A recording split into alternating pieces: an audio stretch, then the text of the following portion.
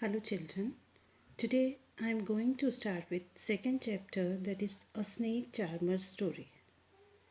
In this chapter, Aryanath, a boy, he tells about his grandfather Sri Roshannath Ji's story, that how he used to work and fulfill his needs. Aryanath tells that his grandfather, Mr. Roshannath Ji, was a snake charmer. We all know snake charmers, they are also known as saperas. Snake charmers को हम स्पेरास भी बोलते हैं. आर्यनाथ ने इस chapter में अपने दादाजी के बारे में बताया है कि उसके दादाजी स्नेक चार्मर थे, जो कि स्नेक्स को पकड़ते थे और फिर उसके साथ क्या करते थे, वो उनके पॉइजनस टीथ को निकाल देते थे, उनके जाके शो करते थे, उनके साथ लोगों को एंटरटेनमेंट करते थे और इसी तरह से वो अपनी लाइवलीहुड को चलाते थे. His dadaji ji told him that he learn this art from his grandfather.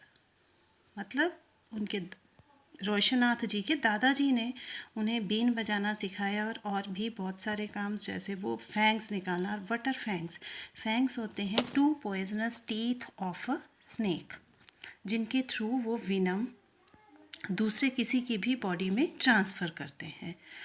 अब दादाजी बता रहे हैं आर्यनाथ को कि हमारा ये जो काम है, हमारे दादा परदादा के समय से हम सपेरे ही रहे हैं और स्नेक हमारी लाइफ का एक इम्पॉर्टेंट पार्ट रहे हैं. और वो कहते हैं कि हम सपेरे एक जगह से दूसरी जगह जाते हैं, एक गांव से दूसरे गांव में घूमते हैं. And we keep snakes in our bamboo baskets. Bamboo की बनी हुई बास्केट्स होती हैं, as we can see here. इस तरह की बास्केट्स में वो अपने स्नेक्स को लेके एक गांव से दूसरे गांव जाते हैं और वहाँ पे बच्चों का एंटरटेनमेंट करते हैं, बड़ों का एंटरटेनमेंट करते हैं. And they earn for their livelihood.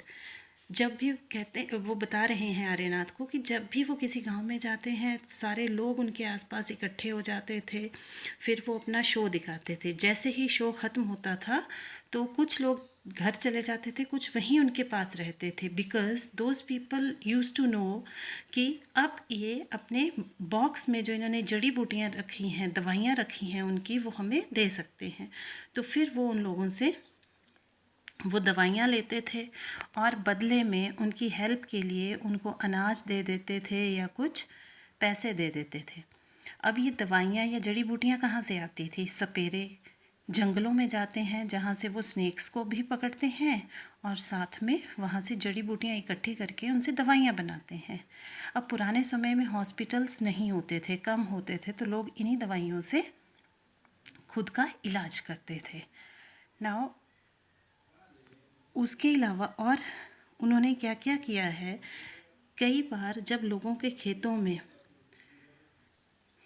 कोई सांप निकल आता था तो वो उस सांप को पकड़ने में भी लोगों की हेल्प करते थे.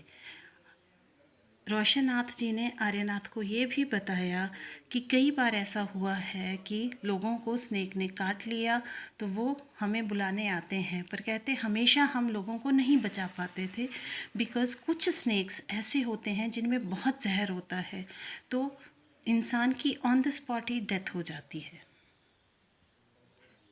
तो उनके लिए हमेशा लोगों को बचा पाना संभव नहीं होता था. Sometimes they were able to save them, sometimes they could not save them. But हाँ, वो लोगों को ये सिखा देते थे कि किस तरह से पहचानना है कि कौन सा स्नेक पॉइजनस है और कौन सा नहीं है, बिकॉज़ हर स्नेक पॉइजनस नहीं होता है. बहुत ही कम स्नेक्स होते हैं जो पॉइजनस होते हैं. अब इंडिया में भी ब्लैक कोबरा, दुबोइया, अफाई, ये टाइप्स हैं स्नेक्स की जो बहुत ही पॉइजनस होती हैं. और कुछ स्नेक्स ऐसे होते हैं जैसे पाइथन, वो पॉइजनस नहीं होते हैं. और पॉइजनस स्नेक्स में हमेशा 2 टीथ होते हैं और वो होलो होते हैं. Those 2 teeth they are known as fangs. अब आर्यनाथ को उसके दादाजी लास्ट में बोलते हैं कि आर्यनाथ, तुम्हें भी अपने फादर की तरह एक जगह से दूसरी जगह जाना चाहिए, बट आजकल ये मुश्किल है। और तुम्हें वहाँ जाके क्या करना चाहिए, लोगों को हमारे कल्चर के बारे में बताना चाहिए, बट आजकल ये मुश्किल हो गया है। क्यों? क्योंकि गवर्नमेंट ने वाइल्ड एनिमल्स को पकड़ने के अगेंस्ट एक रूल बना दिया है कि अब कोई भी उनको पकड़ नहीं सकता।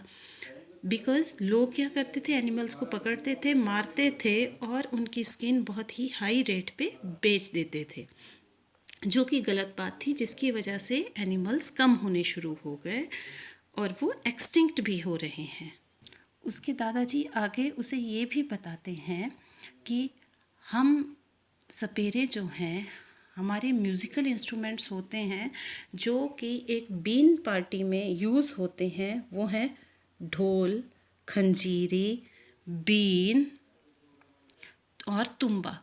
और ढोल को छोड़कर बाकी तीनों इंस्ट्रूमेंट्स जो हैं वो ड्राइड गॉड से बनते हैं, दैट इज़ लौकी बोलते हैं जिसको हम, लौकी से बनते हैं। लौकी जब सूख जाती है तो उसको यूज करके वो खंजीरी, तुम्बा और बीन बनाते हैं, डिफरेंट शेप्स देके।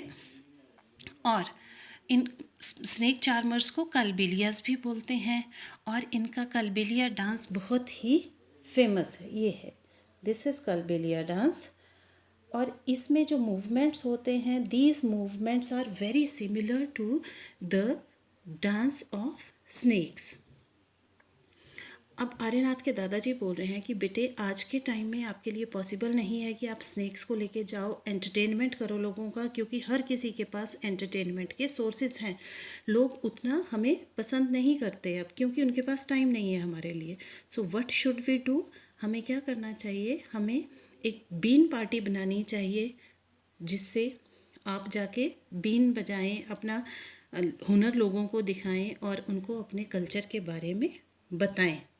ये सब चीज़ें आप अपने फ्रेंड्स के साथ शेयर करोगे, जिससे सपेरास या स्नेक चार्मर्स का कल्चर जो है वो दुनिया में ज़िंदा रहेगा और आने वाली पीढ़ियों को भी पता चलेगा कि दुनिया में स्नेक चार्मर्स भी हुआ करते थे। तो बच्चे, ये मैंने आपको एक ग्लैंस दिया है चैप्टर का कि इसमें क्या क्या है। You have to do it carefully and then I will be starting with the exercise portion of this chapter.